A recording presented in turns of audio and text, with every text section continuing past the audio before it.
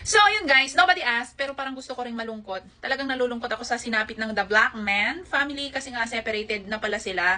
Yung mag-asawa, si Ma'am Geraldine at saka si Sir Josh, ayan. And naawa ako sa mga bata kasi syempre, nakaka-relate ako sa mga bata. Kawawa naman, lalo naman yung si Jet, yung baby girl nila na napaka, 'di ba? Nang galing mag-reason out ganyan. Syempre, parang matalino yung bata, naiintindihan niya na kung ano yung nangyayari ba sa paligid niya. Parang magwa-wonder siya ganon kung bakit nangyari yung ganon, 'di ba? Sa talino niyang yun. Anyway, so hindi lahat pala ng nakikita natin, hindi talaga lahat ng nakikita natin sa social media ay totoo. Oo, yan. Alam ko yan kasi content creator ako. Kung ano yung mga pinapakita namin na creator sa social media ay mga good sides lang. Parang fin-filter out namin kung ano lang yung ano yung maganda, ano yung mabuti para sa consumption ng mga viewers. Pero may mga content creator din na pinapakita rin nila yung mga bad sides, ganyan, mga struggles nila.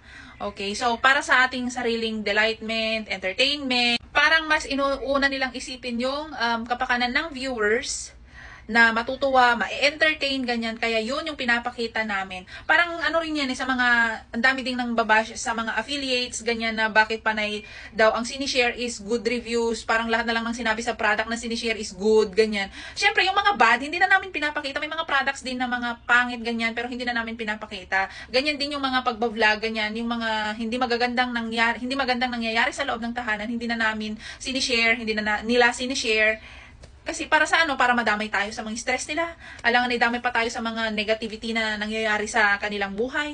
Siyempre ayaw natin yun, di ba? Di mas lalong maraming mambabash kung yun yung isi-share. Siyempre yung mga positive lang, mga light moments, ganyan, para mas ma-appreciate natin. Kasi kung stress ka na sa buhay mo, tapos nakakapanood ka pa ng another stress, edi lalo kang may stress, di ba? Kaya ang mga napapanood natin sa social media is puro good, mga sweet moments, mga ganyan, para lang tayong ma-inspire.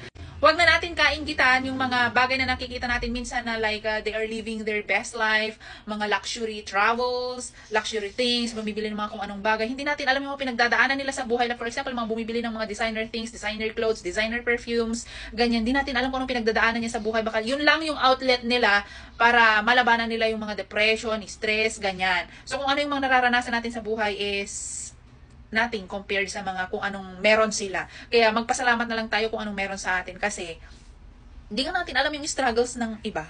'Di ba? Kung ma-appreciate na lang natin kung yung mga sinishare nila is mga happy moments kasi yun ay nakakagamot din ng loneliness nating mga nanonood, ganyan.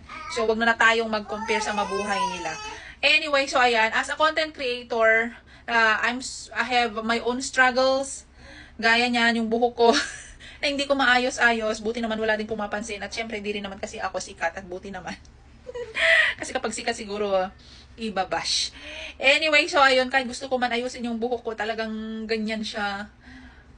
Pero itatry ko ulit ayusin kapag kaano. Anyway, wala namang nagtatanong. So yun lang naman ang take ko sa The Black Man family.